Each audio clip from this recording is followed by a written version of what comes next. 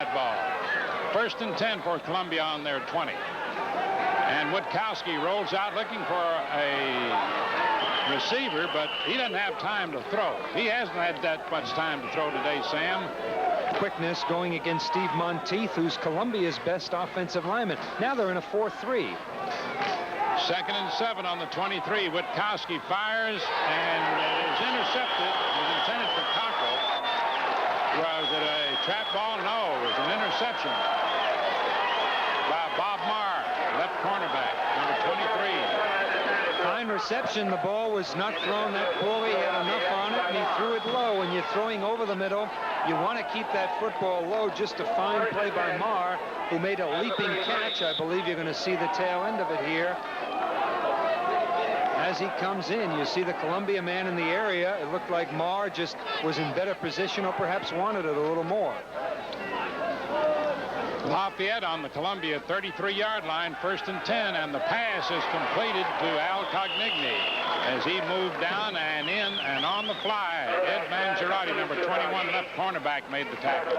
Very hard for Mangiarotti to guard against that pass. You see just the quick break in, and of course the cornerback has to keep depth on the receiver. He can't be right on top of him, because then he'll break the long one on you. You've got to get some help for the linebackers. Linebackers were coming across the line of scrimmage, so he had a clear shot at the receiver breaking over the middle. Let's see whether or not that picked up a first down as they measured. It is a first down for Lafayette. The ball on the 23-yard line of Columbia. Lafayette leading 18-13 with 13 minutes and 50 seconds to go in the ball game. Novak pitches to his left to Shepko, and he's across the 15, out of bounds at about the 13. Shepko carries. They worked that play effectively, and down, and apparently his right shoulder hurt. Yeah, no doubt about Shepko? No, I don't think so. Who is that down? Yes, it is Shepko. It is Shepko. Shepko had a bruised shoulder coming into today's game, had been bothered by it during their first 2 games this season. On that last play, once again, he picked up a good block by Craig Williams. Watch number 30 now, the other setback, the big fullback, 6'2", 220, leading the play. Once again, the option. There's the block by Williams. Remember, you don't have to knock down people. You just have to obstruct them, force them to go around the block or occupy them long enough for the other back to break free, which Shepko did. Fine day for that young man. Shepko, before he had to go out of the game there because of the injury, picked up a first down. The ball's on the 13. Gary Kerman, number 24, is the deep man, and he takes the handoff and barrels into one would-be defender and got down to about, the 11, 12-yard line. He got about a yard or two, and Vince Pellini, number 46, left linebacker. Gatehouse and Cognigny out wide to the right, working out of the eye. Novak pitches out now to the deep man, Gary Kerman. He gets down to about the 11-yard line where Tim Coleman, defensive left end, made the tackle, number 80. Eddie Opatkowitz is out. We'll watch now as Novak fades, passes, and is it complete? Should have been called. It's incomplete at about the 3-yard line, intended for the tight end with Greg Navin, number 20, strong safety. When that ball's up in the air, of course, the defender has as much of an opportunity to catch the football as the receiver, but it has to be an honest attempt to get at the football, and he has to have a clear shot at the football. That time, I thought he just tackled him before the ball arrived. That brings up a 4th down with about 9 yards, and Mike Millar will try a field goal from the 17-yard line. The ball is up, and it is good. And Lafayette, there's the signal. We had to wait on it. It isn't anything until the official calls it. We had to wait until the referee went up for the hands. The referee, Raymond Stripe, And Lafayette leads now by a score of 21-13 with 12 minutes and 15 seconds left in the game. Leading Columbia 21-13, and they are on the verge of springing an upset, Sam. That's an interesting score. Columbia can tie it with a touchdown and the 2-point conversion. Right. Number 10 setting the ball up, Matt Panich, to kick off. By the way, we'd like to give credit always to the holder. We didn't that last time. That was Novak. We always call his number and his name, so we thought you saw it. Frank Novak had held on the field goal. Now, kicking off is Panich. Steve Wallace takes it on about the 3, number 82. He's trying to find running room. He's up to the 20 and gets to about the 22, 23-yard line where he John Witkowski, the quarterback. Joe Cribero at left half. James Powell Jim Pritchard, number 39, at fullback. Up the middle goes Jim Pritchard, but not very far as George Wilson, the right linebacker, stopped him. Pritchard carries. The second down, he got about 4 yards. So maybe 2nd and 6 on the 27. 2nd and 6 at the 27.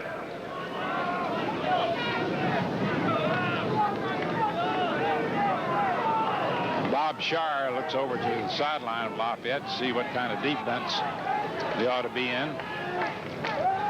Now Witkowski fades to throw, and the ball is intercepted by Bob Marr, number 23, to the 30, to the 25, to the 20, and down he goes on about the 17-yard line. Lined up both his receivers to one side, both the wide receivers lined up to the right, one in the slot, broke back over the middle, one short, one deep. He just threw behind the receiver. Now you'll watch and you'll see Marr come up again. He had the interception before. Good pass protection. You see one receiver, and he just threw behind his man. That was Cockrell, number 83, in there. He overthrew. Not a good throw. Pretty good run back, however. Columbia's in trouble. Look at that run by Roger Shepko, number 40. We've seen a lot of number 40 today. Well, we talked about his twisting and turning, and that was a classic illustration. Watch the twist and the turn. Not a position that you want to get in very often. You don't want to turn your back to that line of scrimmage. That's dangerous when you turn your back to somebody, because obviously you want to see the hit coming. You want to ward off the tackle with your shoulder pads. You don't want to get it into the middle of your back. Now 1st and 6 on the 6th. They're in a full house tee, and a fumble back there, and Columbia recovers the ball. Tim Coleman, number 80, recovered as Lafayette in position to go for a TD when a full house tee. Coleman is showing his experience here, Mel. Once again, breaks into the backfield, the option play, gets good depth, and is able to get his left hand on the football as Novak attempts to pitch it out on the option play. Coleman playing extremely well for Columbia here in the second half. You'll remember on the previous option play that Lafayette ran, he did not come in and take a shot at Novak, went out and actually got the ball carrier after the pitch out. Right. As Columbia shifts, they have 1st and 10 on their own 15. Reggio in motion. The pitch comes to Joe Cabrero. They tried to break their tailback loose, but George Wilson is back in the picture. The right linebacker. He's played a whale of a game. In fact, the entire line and the linebackers for Lafayette have been outstanding today. Yeah, there's a lot of turnovers in this game. Columbia 3, Lafayette 5. It tends to even out, but at this point, Columbia is still benefiting more from the turnovers than Lafayette. They've got to get this drive going. They have a little over 10 minutes, with Lafayette leading 21-13. Chance to at least tie the ball game, assuming a score and a 2-pointer. A pass intended for Cockrell, incomplete. Mark Wasik, number 8, is replaced Cockrell. Witkowski fades, passes, and it's knocked down for last seconds, intended for Wasik, who'd just gone in. Knocked down by 54, Ed Wallace, the defensive left end. yards. 4th down, and so it's a punt formation. Al Cognigny is single safety. As a marker thrown as the ball was snapped. Just as the ball was snapped. 21-13 is the score. Lafayette leads. 9 minutes, 56 seconds. Mike Scavina in his end zone awaits the snap. Plenty of time to get off a kick. He gets off a beauty. Backing up. Cognigny. He gets it on about his 47, tries to barrel back, loses some yardage there, and is rolled out of bounds. Rolled out of bounds at about the point at which he received the kick by Dan O'Connor, number 85. So it'll be 1st and 10 for Lafayette on about their 48, 49-yard line. We mentioned Tim Coleman, the only returning player up front for the Lions. And once again, you'll see Coleman get down there and make a fine play on Cognini. Somebody missed the tackle, but watch number 80 come into your picture and eventually bring down number 21 for Lafayette, Cognini. Lafayette, 1st and 10 on their own 47. Hand off to the tailback, Roger Shepko. Again, that driving, spinning move up the middle, and he practically got a 1st down. It's going to be close, and I believe it is a 1st down.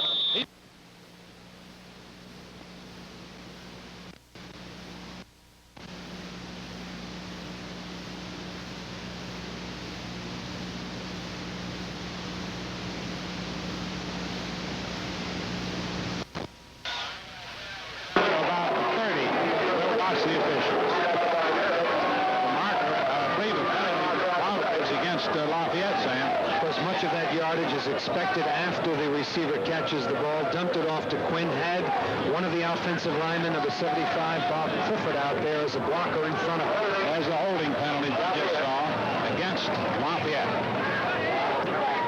1st and 25. Ball on the Lafayette 46. There's a pass. There's a halfback option pass, and Cognigny is open at the 30 to the 25 to the 20 and out at about the 15. Halfback option. Flea flicker. Yeah. Well, he threw it way out to the man on the flat, the halfback, number 44 in this case, and watch him find his open man downfield, and eventually Jack Gatehouse. Yeah, it wasn't the back, it was the wide receiver out there on the flat. The flanker throwing the split end on that play. 1st and 10 on the Columbia 17. Novak lofts one into the end zone to Gatehouse, number 44. And he was out of bounds. Had some touch on that one. Again, when you're throwing to the sideline like that, you're hoping that your receiver is looking back at the football, sees it, he lofted it, had some touch on it. Remember, Gatehouse knows where the ball is. He's expecting the football. The defender, I believe it was Meininger, was not aware of where the football was, so the receiver has a decided advantage. Leaped up, unfortunately for him, he was out of bounds. Ed Opatkowitz has come out. Quinn is in to the left, Gatehouse out to the left, but the motion is to the right with Novak taking a pitch. Craig Williams. Lazarina, just a sophomore, 6'2", 225. Coach Bill Russo said that, Bob Nazo said that he came along much faster than they expected. Using another sophomore as the nose guard, Carl Opish, and Jeff Peters starting at right tackle, a senior, but this is his first year as a starter. 3rd and 8 on the 15-yard line of Columbia. Novak rolls out, he passes, and it's completed to Gatehouse at about the 6-yard line. He's run out of bounds at that point.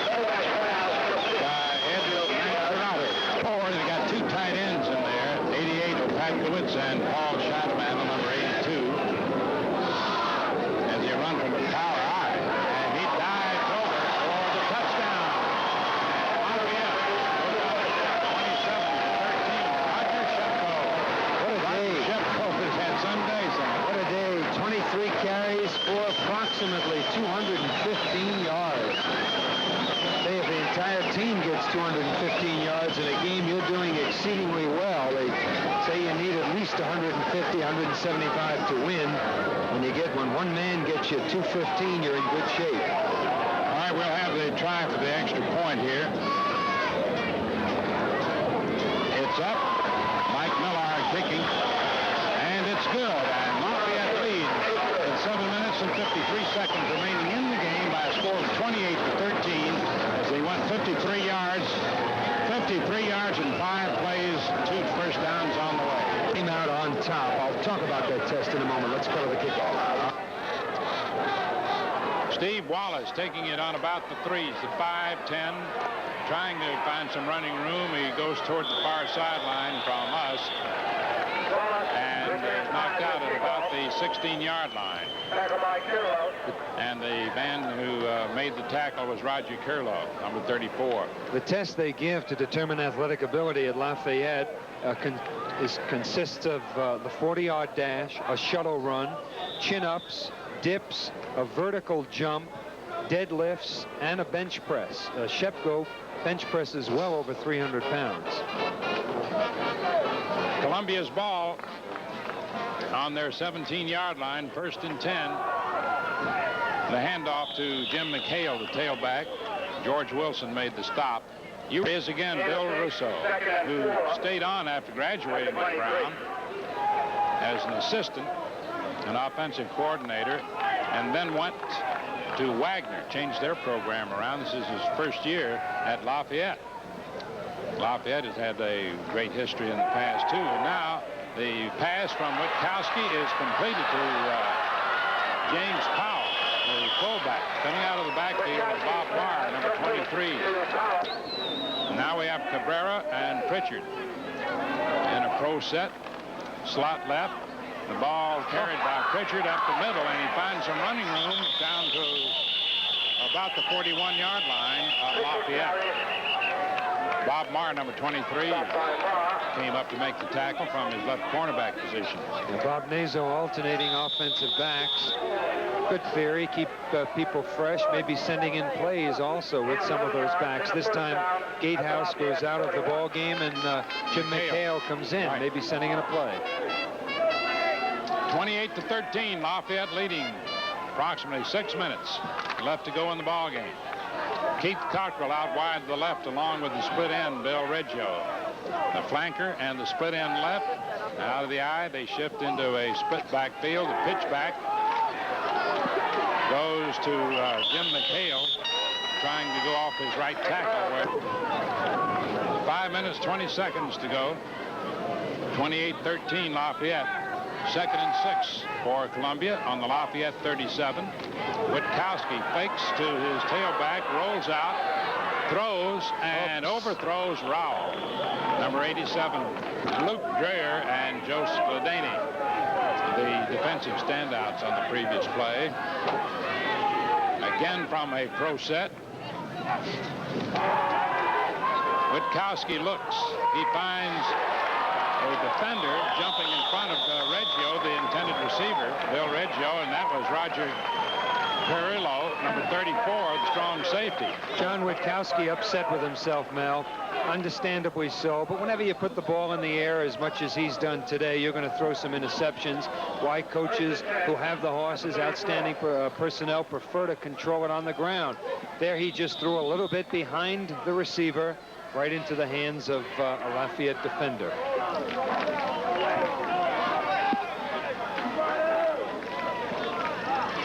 First and 10 for Lafayette on their 34. I want to show you something in a moment after this play. Gary Kerman carried the ball. The man who intercepted the ball, the strong safety, Roger Carlo, the Lafayette Leopards have a tradition of putting skull and crossbones for outstanding defensive plays. Some teams put stars on. Carrillo is their monster man. He's the strong safety that sometimes plays as a linebacker, sometimes as a defensive back. All right, we'll watch 2nd and 7. Lafayette on their 37. The pitch to the deep man, Gary Kerman. He's rolled out of bounds as he crossed the 40. And I think that's where, well, certainly why Lafayette is ahead today, 28-13 with 4:12 remaining. 1st and 10 on their own 45, and Gary Kermit, number 24, they're giving Roger Shepko a little rest, and he deserves it after the day he's had. For the Columbia Lions, it's going to take a little time for that line to get into shape. 2nd and 4 on the 49, and the ball is batted down that was thrown by Frank Novak. And the man who was in there was number 80, Tim Coleman, the defensive left end. The guy who's had a big day for the Lafayette Leopards, Roger Shepko. 305 yards rushing. How about that? Is it? Oh, I wondered. I didn't believe it. 215, 220. Yeah. I took a quick look at the graphic, and I'm sorry I didn't see the whole thing. I was looking out onto the field where it's 3rd and 4 on the 49 of Columbia. Novak throws one very deep and overthrows everybody. It's your time, 3:24, and then the score, 28-13 Lafayette. You know, Willie Mays or Joe DiMaggio wouldn't have caught that pass. From in a punt formation with 4th down, Reggio signals for a fair catch at the 19-yard line of Columbia. John Witkowski, 1st and 10 on the Columbia 19, fades to throw. He fires a crossing in pattern to Cockrell, incomplete. Excellent with Bob pass. Marr. And there you see the Lafayette coach, Marr and Wilson, defended against it. Cockrell should have held on to the football. He threaded that one. There were defenders all around him. Witkowski had a lot on the football. Unfortunate that it could not have been completed. It should have been completed.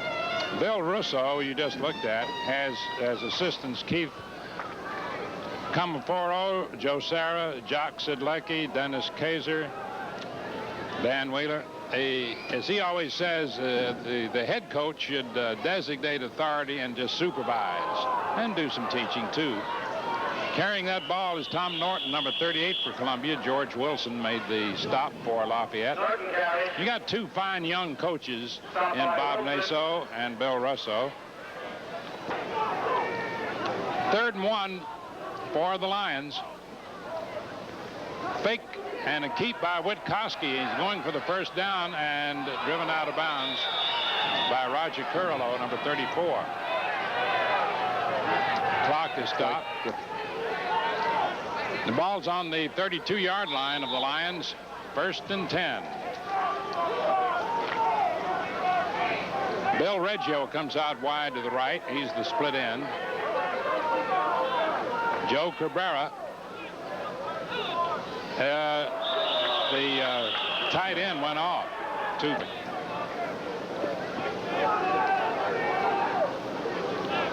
1st and 15 on the 27.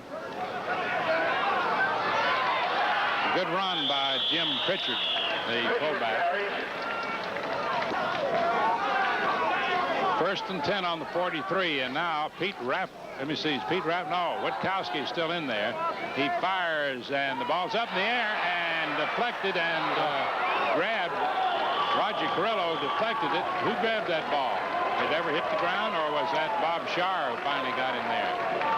Number 17, 34, Curillo you saw coming off. He's the first man to bat the ball. I believe that Ron Wallowich caught the football and then fumbled it. Lafayette recovered. Let's watch it again. Witkowski setting up. Good pass protection this time. Only rushing 4 men. Let's see, no, it was 84. 84 for the Columbia Lions. Reggio that caught the ball and then fumbled it. It was Roger Curillo, number 34, who batted that ball. 31 for Lafayette that caused the fumble. I was looking at the wrong team. Gary Kerman, number 24, carried for Lafayette. With Chris Mott. Control the ball. He said run 60% of the time. They probably ran twice as much as they passed, but control the ball on the ground. There's the pitch back to your deep man, Gary Kerman, coming past midfield to the 45 down to the 44 and knocked out at about the 43-yard line. He's been outstanding today. He has been. He's run that team like a senior. He comes from the hometown of a great, great coach who coached Columbia at one time. That's Craig Williams, the fullback up the middle. Lou Little came from Leominster, Massachusetts. In the ball game, 2nd and 5. The ball on the Columbia 38, 28-13 Lafayette. And the pitch to the deep man, Gary Kerman. And he's rolled out of bounds at about 35, and that stops the clock. We've seen quite a few different offensive formations today, a lot of wrinkles, motion, different sets. And talking to Bob Nazo yesterday, he indicated that the intelligence level in the Ivy League allows many coaches to do things that are perhaps more difficult to do in other areas. Columbia's won 4 out of the last 5 games against Lafayette. But this is the Leopards' day as the pitch goes to Gary Kerman, number 24, and he's down at the 30-yard line. When you want to run out the clock, one of the ways to do it is to run wide. Sweeps, plays that are slow in developing. And picking up a first down in the process. Yeah, it doesn't hurt, does it? And of course, running to the side of your line that where the strength is, those two big offensive linemen. Ed Stahl is down to 280 pounds. He weighed 300 as a freshman. He had a full scholarship offered to him at Nebraska as a wrestler. Decided to play football at Lafayette. Bob Naso was telling Sam DeLuca and I that he had pretty good recruiting season. Last year was his first year here, moving into a new situation, teaching a new system, and then he had, your first year of recruiting. He said he had some good kids. It's a freshman game he watched yesterday. He's been with weight training programs. All right, this is probably the last play of the ball game as the pitch goes to Gary Kerman. Fumble. At about the 26-yard line, but time has run out.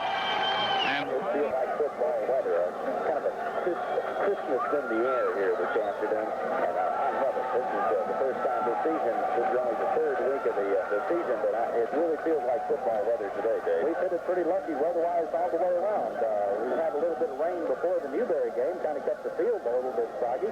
Other than that, we've been in great shape, and it's nice to be back in the friendly confines of Richardson. Yes, sir, and I can't wait till the leaves start turning, that's for sure.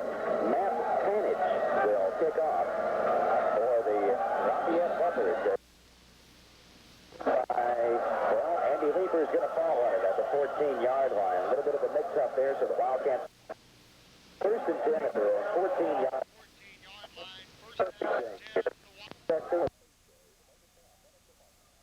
For the Cats, Keith Martin under quarterback to give to Sinclair on the delay off the right side out across the 15 to the 18-yard line before he's brought down by Rich Doverspike, the 220-pound sophomore of left tackle for Lafayette for the next 8 games. They're going to say I'm sorry. Go ahead. That's all right. Okay. They're going to say the 17-yard line, 2nd and 7. And I think penalty markers go down. Here's Martin with the give. Right into the line. Brent Larson made the tackle along with Ed Wallace. But I think somebody was offsides. I know that for sure. It's started to say about Ray Sinclair, Randy. He's the kind of individual that will put aside any thoughts of any personal career goals to contribute to the benefit of the team. And if it means he's got to throw some blocks and stay back for pass blocking and things like that, he'll do it, and gladly. I noticed there's the Seattle Seahawks scout with us today. It'll be interesting to see who his comments are directed towards after the game. Wouldn't that be unreal? You got a guy like Steve Hargett catching passes, and you got a guy like Ray Sinclair running it for Seattle. They don't need too much offense the way they throw the football, but Ray ain't there yet. Break the huddle. Jeff McSwain, number 89, is split to the near side. 2nd and 12 out of the wing T offense of the red and white home-standing Davidson Wildcats this afternoon. The give to Sinclair, or I should say the fake to Sinclair, Dillon around the right side out across the 25-yard line before he's finally brought down by Roger Cerrillo and Bob Shaw. Different sets. It's difficult, I think, for Farrell to keep up with what they're running. 1st and 10 for the Wildcats. They're on 25-yard line. Sending Miller in motion. Here's Martin on the Buvek. He's going to throw. It is complete. 30, 35, 37-yard line. Complete to Mickey Dillon, the wingback. Bob Shaw, the free safety, made the stop for Lafayette, but the head trainer here, Davidson, will be our halftime guest. What a fine man. Receiver split to the near side. McSwain to give to Sinclair up the middle, out across the 40 before he's finally pushed back by Rich Dobersback and Tony Green, the nose guard. 2-yard line, 2nd and 7 for the Wildcats on the far hash mark. Todd Hermits is the wide receiver to the near side of the field. Miller goes in motion. The give this time is to Sinclair, and he goes out across the 45 to about the 47-yard line. Roger Carrillo, the strong safety, made the stop along with Rich Dobersback, number 55. Season long, only 2 games, but people know where the bread and butter is at Davidson. Here's Martin on the bootleg, looking to it. Well, he's going to run it, and it's going to be dropped down for a loss. Back at the 43-yard line, Tony Green, the nose guard, came crashing through and made the stop for Lafayette, along with Brett Larson, number 70. Not much of a rush, and an end-over-end kick. Technique makes it bounce, and it's going to take a Davidson roll inside the 15-yard line. It's around it like a bunch of ducks on a June bug day. Kicking duties, or if they're going to go with this little bitty buddy Gary. Well, Frank Novak, number 15, is the quarterback out of the I formation for Lafayette at the 13-yard line. Here's the gift to the tailback.